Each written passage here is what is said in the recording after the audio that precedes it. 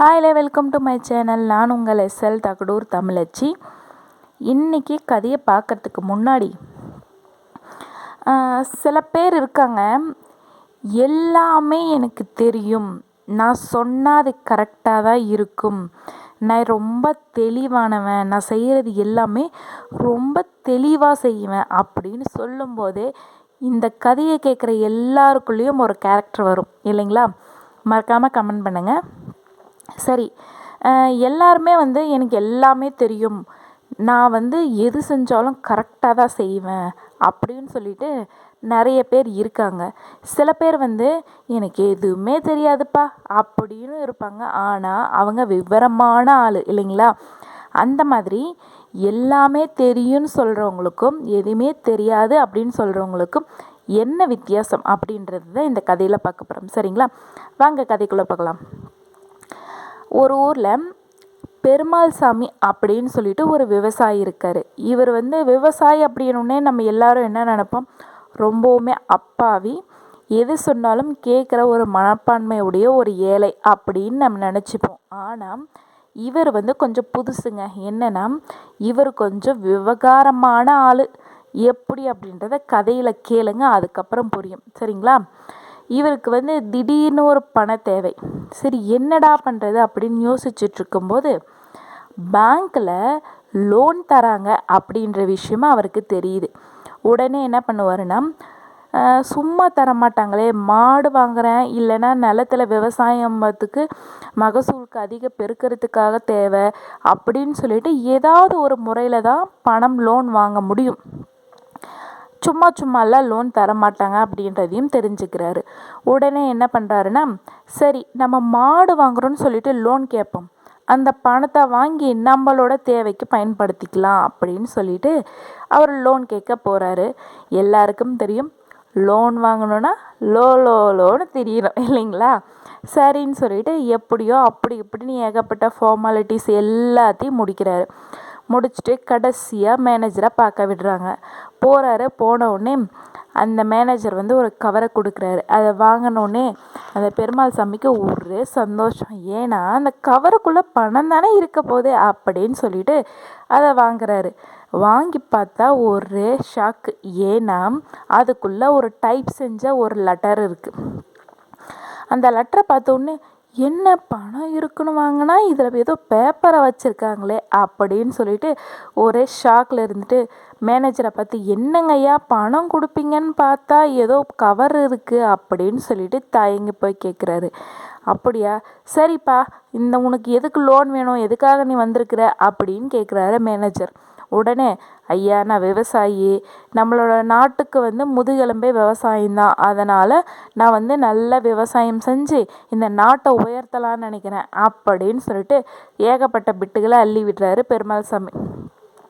சரி, அப்படியா, உனக்கு என்ன மாடு தானே வேணும், நாளைக்கு இந்த சப் மேனேஜரும் வெட்னரி டாக்டரும் 2 பேரும் கூட வருவாங்க, உனக்கு மாடை வாங்கி தந்துடுவாங்க, சந்தோஷமா அப்படின்னு கேட்குறாரு. உடனே, என்னது மாடு நீங்களே வாங்கி தரீங்களா, பணம்லாம் தரமாட்டிங்களா அப்படின்னு சொல்லிட்டு கேட்குறாரு. என்னது பணம், உனக்கு எதுக்குப்பா பணம், மாடு வாங்க தானே நீ பணம் கேட்குற, அதுக்காக நாங்களே மாடு வாங்கி தரோம் அப்படின்னு சொல்கிறாரு. உடனே அந்த 2வது தெருவில் 3வது வீடாக இருந்த ராமசாமிக்கெல்லாம் டிராக்டர் வாங்குறதுக்கு பணம் நீங்கள் கையிலே கொடுத்து அவர் தான் போய் டிராக்டர் வாங்கினாரு அப்படின்னாரு.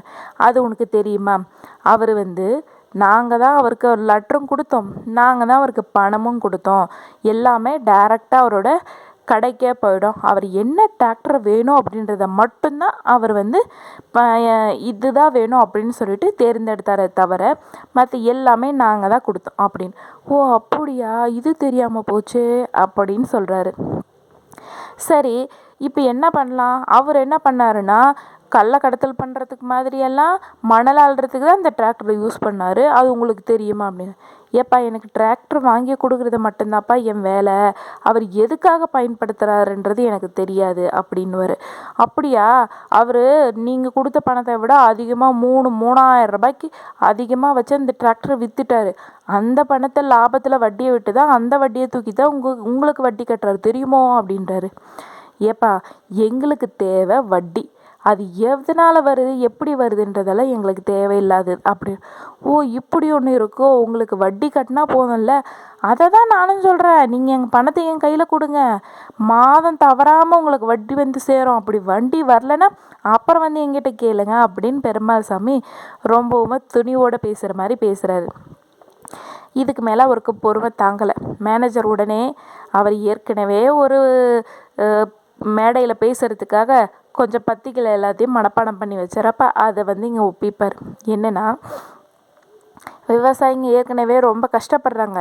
இருக்க வீடு இல்லாமல் சாப்பாடு இல்லாமல் உடுத்த உடை இல்லாமல் இந்த மாதிரி ஏகப்பட்ட கஷ்டத்தில் இருக்கும்போது அவங்களுக்காக உதவி பண்ணுறதுக்காக கவர்மெண்ட்டில் இருந்து கொஞ்சம் சலுகையோடு உங்களுக்கு என்ன தேவை, மாடு வேணுமா, டிராக்டர் வேணுமா, இல்லை விவசாய கடன் வேறு ஏதாவது தேவைப்படுதா அப்படின்றதுக்காக தான் உங்களுக்கு பார்த்து நாங்களே செஞ்சு கொடுக்குறோம். நீங்கள் போய் வேறு எதாவது இடத்த மாட்டி அந்த இடத்துல வாங்குறது, மாடு உங்களுக்கு அடிமாட்டு விலைக்கு போகிறதெல்லாம் உங்கள் தலையில் கட்டி அது வலு தாங்காமல் கொஞ்ச நாளே இறந்து போயிட்டு திரும்பவும் அந்த வட்டிக்கு பயனும் இல்லாமல் வட்டி மட்டும் கட்டுவேன் பார்த்தீங்களா. அந்த மாதிரி கஷ்டத்துலேருந்து உங்களை பாதுகாக்கிறதுக்காக தான் இந்த மாதிரி சர்க்கார் ஒரு வேலையை செஞ்சிட்ருக்கு. அதுலேருந்து உங்களை காப்பாற்றணுன்றதுக்காக தான் நிறைய ஸ்கீமில் உங்களுக்கு உதவி பண்ணிகிட்ருக்கு. இதுக்காக தான் இப்போ நாங்களே வந்து தரமான மாடோ தரமான இடத்துல இருந்து வாங்கி தரணும்னு நாங்கள் நினைக்கிறோம் அப்படின்னு சொல்லி முடிக்கிறாரு. அப்படிங்களா சாமி, நான் தெரியாமல் சொல்லிட்டேன், என்னை மன்னிச்சிருங்க அப்படின்னு சொல்லிட்டு சாதுவாக சொல்லிட்டு போயிடுறாரு. மேனேஜர் என்ன நினைப்பார், அப்பா இவ்வளோ நேரம் மூச்சரிக்க பேசுனதில் அவர் திருந்திட்டாராட்டிருக்கே அப்படின்னு நினச்சிருவார். அப்புறமா தான் தெரியும் பெருமாள் சாமியோட வில்லகத்தனம். இதுக்கப்புறம் கேளுங்க, இதுக்கப்புறம் அவர் என்ன வில்லத்தனம் பண்ணியிருக்காரு அப்படின்றத முழு கதையை கேளுங்க, அப்போ தான் உங்களுக்கு புரியும். சரிங்களா? சரின்னு சொல்லிட்டு அடுத்த நாள் சப் மேனேஜரும் வெட்னரி டாக்டரும் பெருமாள் சாமியும் 3 பேரும் சந்திக்க போகிறாங்க. போகும்போது வந்து முதல்ல ஒரு மாடை பார்க்குறாங்க, அது காங்கேயம். ஆனால் அந்த மாடை வாங்கிறது கிடையாது. சரிங்களா? சரி, அடுத்த மாட்டுக்கு போகிறாங்க. போயிட்டு மாடெல்லாம் பார்க்குறாங்க. பார்த்த உடனே இது நல்லா இருக்காப்பா பெருமாள் சாமி, இது வாங்கிக்கலாமா அப்படின்னு கேட்குறாரு மேனேஜர். உடனே வந்து மாடெல்லாம் நல்லா தான் இருக்குது அப்படின்னு இழுத்துக்கிட்டே மாட்டை குறு குறு குறு குறு குறுன்னு பார்ப்பாரு. பார்த்த உடனே என்னது இது சுழி மாடாக இருக்கே அப்படின்னுவார். என்ன சுழி இருக்கா அப்படின்னு, ஆமாம் அங்கே பாருப்பா அதில் சுழி இருக்குது அப்படின்னு சொல்லி சொல்லுவார். சரி சுழி இருந்தால் என்னப்பா அப்படின்ட்டு வெட்னரி டாக்டர் கேட்பார். அதுக்கு வந்து என்ன இப்படி சொல்லிட்டீங்க, அதுக்கு தான் சொல்லுவாங்க பள்ளி படிப்பெல்லாம் புள்ளிக்கு உதவாது அப்படின்ட்டு. ஏன்னா எங்கள் பெரியப்பா பையன் இந்த மாதிரி தான் சுழி மாடை வாங்கிட்டு போய் 2 மாதத்தில் சாவு தான் அப்படின்னு சொல்லிட்டு சொல்லுவார். அது கேட்ட உடனே வெட்னரி டாக்டர், இன்னும் மாடு செத்து போயிடுச்சா, இல்லைப்பா எங்கள் பெரியப்பா பையன் செத்து போயிட்டான் அப்படின்னு சொல்லுவார். அப்படியா, சரின்னு சொல்லிட்டு வேறு மாடு வாங்க போவாங்க. அந்த மாட்டை சுற்றி முற்றி பார்ப்பாங்க. பார்த்த உடனே என்னப்பா இது ஓகேவா அப்படின்னு சொல்லி கேட்பாங்க.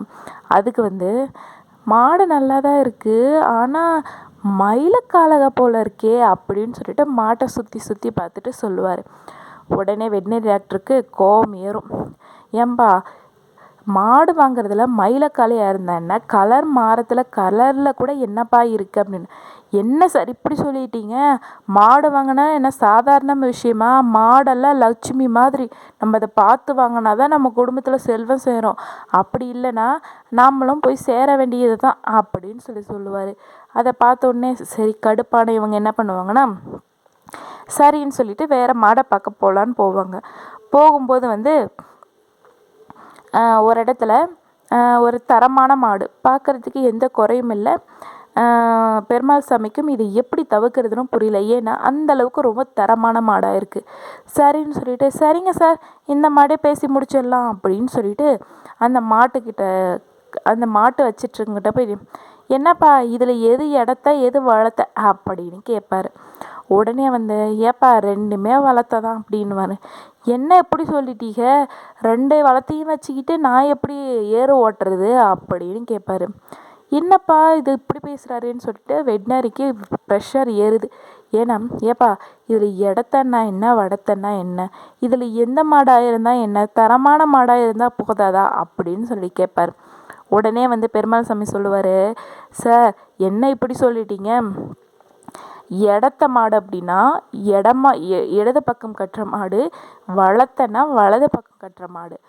இடது பக்கம் கட்டுற மாடு வந்து ரொம்ப ஸ்ட்ராங்காக இருக்கணும், அது இருந்தால் தான் முக்கு முனையில் வளையும் போது வந்து எந்த அடியும் படாமல் நேக்காக திருப்ப முடியும். அதை விட்டுட்டு ரெண்டையும் வளமாட கட்டிட்டா நான் எப்படி ஏர் ஓட்டுறது அப்படின்னு சொல்லுவார். அதை கேட்ட உடனே அங்கே இருந்த சப் மேனேஜருக்கும் வெட்னரிடாருக்கும் தலை சுத்த ஆரம்பிச்சிடும். இதுக்கப்புறம் முடியலடா சாமி அப்படின்னு சொல்லிட்டு ஒரு இடத்துல உட்கார ஆரம்பிச்சிருவாங்க. இவங்க இப்படி சுற்றி சுற்றி சுற்றி மாடு பார்க்குறத பார்த்து மாடே வைக்கோலை தின்றதை விற்றுட்டு இவங்க என்னடா வித்தை காட்டுறாங்க அப்படின்ற அளவுக்கு மாடே அவங்கள வேடிக்கை பார்த்துட்ருக்கு. கடைசியாக என்னடா பண்ணுறதுன்னு சொல்லிட்டு தலை மேலே துண்டு போடாத குறையாக உட்காந்துட்ருக்காங்க. அப்போ பெருமாள் சாமி ஒரு மாடை பார்க்குறான். பார்த்த உடனே சார் எனக்கு இந்த மாடு ஓகே சார் அப்படின்னு சொல்லுவான். உடனே அந்த மாட்டை எழுந்து பார்த்துட்டு வெட்டினரி டாக்டர் என்ன பண்ணுவாருன்னா, ஏப்பா இதுலேயும் சுழி இருக்கே அப்படின்னு வாய் தவறி சொல்லிடுவார். அதை கேட்டவுடனே அந்த சப் மேனேஜரு, ஏப்பா இவ்வளோ நேரம் அவன் அலக்கழிச்சது பத்தாதா, ஏதோ ஒரு மாடு ஏதோ ஒன்று ஓகே சொல்லிட்டு தொலைப்பா, இவங்கிட்ட மாரடிக்க முடியல அப்படின்னு சொல்லுவார். உடனே பெருமாள் சாமி சொல்லுவான், அது சுழி இருந்தாலும் அதுக்கிட்ட ஒரு மச்சம் இருக்க பாருங்க, அந்த மச்சம் இருந்தால் சுழியும் அடங்கும், அதனால் ஒன்றும் ஆகாது, எனக்கு இந்த மாடே சரிங்க அப்படின்னு சொல்லுவார். உடனே அப்பா சாமின்னு சொல்லிட்டு அந்த மாட்டை வாங்கி கொடுத்துட்டு திருப்தியாக இருப்பாங்க. இதில் எல்லாரும் என்ன நினைக்கிறீங்கன்னா, எப்படியோ நம்ம வேலை முடிஞ்சுது அப்படின்னு சொல்லிட்டு மேனேஜர் சந்தோஷப்படுவார். அது ஓகே சரி.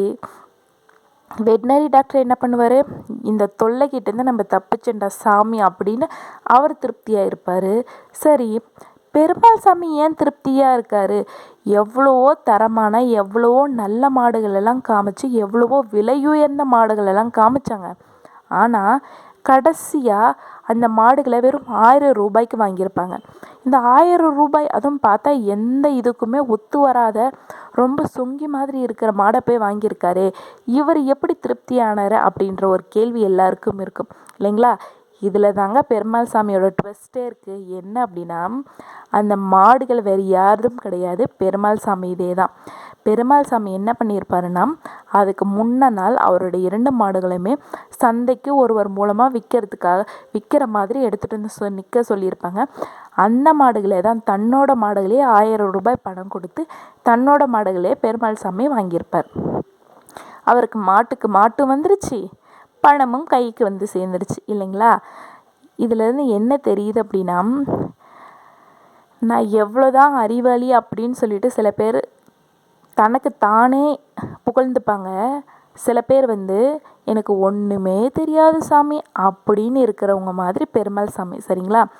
உடனே அந்த சப் மேனேஜர்கிட்ட போய் கேட்பாரு. சொல்லுவார், சார் இங்கெல்லாம் நீங்கள் என்னமோ சொன்னீங்க, அவருக்கெல்லாம் ஒன்றும் விவரம் பத்தாது, விவரம் இல்லாதவங்க தான் பேங்கை ஏமாற்றிடுவாங்க அப்படி இப்படின்னு சொன்னீங்க. ஆனால் நான் எவ்வளோ பெரிய ஆள் பார்த்தீங்களா? அவன் என்ன தான் முடியவே முடியாதுன்னு குட்டி கர்ணம் போட்டாலும் நான் சொல்கிற மாட்டு எப்படியோ அவரை வாங்கி வச்சிட்டேன் பார்த்தீங்களா? அதுக்கு தான் சார் இந்த மாதிரி ஒரு டேலண்ட் வேணும்னு சொல்கிறது. எல்லாருக்கும் அந்த மாதிரி இருக்காதுங்க சார் சரிங்களா? அவருக்கு சொல்கிற விதத்தில் சொன்னால் நம்ம அழகாக புரிஞ்சுப்பாங்க நம்ம மக்கள் எல்லாமே. அவங்கெல்லாம் நல்லவங்க தாங்க சார், நம்ம சொல்கிற விதத்தில் தான் இருக்குது எல்லாமே அப்படின்னு தன்னோட புகழ் பெருமையை மேனேஜர்கிட்ட இந்த சப் மேனேஜர் புகழ்ந்து பேசிக்கிட்டே இந்த கதை முடியுது. இந்த கதையிலேருந்து நீங்கள் நல்லா புரிஞ்சிட்ருக்கலாம் இல்லைங்களா? அந்த மாடு வாங்கிறதுக்காக எவ்வளவோ முட்டி முட்டி முட்டி முட்டி கடைசியில் பெருமாள் சாமி தன்னோட மாட்டுக்கே கொண்டு வந்திருப்பார். அது கொண்டு வந்தது பெரிய விஷயம் கிடையாது, ஒவ்வொரு காரணங்களும் கரெக்டாக யோசித்து சொன்னார் பார்த்தீங்களா? அதில் தான் அவரோட புத்திசாலித்தனம் இருக்குது. இது எல்லாத்தையுமே ஆமா சாமின்னு போட்டுட்டு வந்தார் பார்த்தீங்களா? அவர் என்ன சொன்னார், நான் ரொம்ப அறிவாளித்தனமாக அவனுக்கு அந்த மாடை வாங்கி கொடுத்துட்டேன் அப்படின்னு சொல்லிகிட்ருக்காரு இல்லைங்களா? ஆனால் அறிவாளின்னு சொன்னவங்க தான் அந்த இடத்துல முட்டாளாகியிருக்காங்க. முட்டாளுன்னு நினச்சவங்க தான் இந்த இடத்துல அறிவாளியாக இருக்காங்க, அறிவாளியாக எல்லா வேலையும் பார்த்துருக்காங்க அப்படின்றது நல்லா புரிஞ்சுருக்கும் இல்லைங்களா? நான் அறிவாளி, நான் செய்கிறது எல்லாமே கரெக்டு அப்படின்னு நினைக்கிற எல்லாருமே முட்டாளுங்க சரிங்களா? எனக்கு ஒன்றுமே தெரியாது அப்படின்னு யோசிக்கிறாங்க பார்த்தீங்களா? அவங்க தான் கண்டிப்பான அறிவாளி. அதனால் நான் அறிவாளி, இவங்க நம்ம என்ன பண்ணுவாங்கன்னா, நம்மளை சுற்றி இருக்கிறவங்க எல்லாமே நீ தாப்பா ரொம்ப அறிவாளி, நீ சொன்ன எல்லாமே கரெக்டாக இருக்கும், நீ செஞ்சால் எல்லாமே கரெக்டாக இருக்கும், நீ என்ன பிரச்சனைகளாக இருந்தாலும் அவர்கிட்ட போய் நிற்பாங்க. அவங்க என்ன பண்ணுறாங்க அப்படின்னா, அவங்க மற்றவங்க அறிவாளின்னு சொல்லிட்டு அவங்கக்கிட்ட இருக்கிற இன்ஃபர்மேஷனை கேதர் பண்ணி அவங்களுக்கு தேவையானதை அவங்க எடுத்துக்கிட்டு அவங்களோட வாழ்க்கையை கொண்டு போகிறாங்க. அவங்க தான் உண்மையான அறிவாளி. நீ அறிவாளின்னு சொல்லிட்டு அந்த இடத்துல அவங்கள முட்டாளாக்குறாங்க அப்படின்றத அவங்க புரிஞ்சிக்காமையே அவங்களுக்கு நிறைய ஐடியாஸ் எல்லாம் கொடுத்துட்ருப்பாங்க இல்லைங்களா? இதுக்கப்புறமா அது உங்களை அறிவாளி அப்படின்னு சொல்கிறாங்கன்னா அப்படின்னா அவங்கள முட்டாளாக்குறாங்க அப்படின்றத தெரிஞ்சுக்கோங்க. சரிங்களா? இந்த கதை பிடிச்சிருந்தா லைக் பண்ணுங்கள், ஷேர் பண்ணுங்கள், கண்டிப்பாக மறக்காமல் சப்ஸ்கிரைப் பண்ணுங்கள். தேங்க்யூ.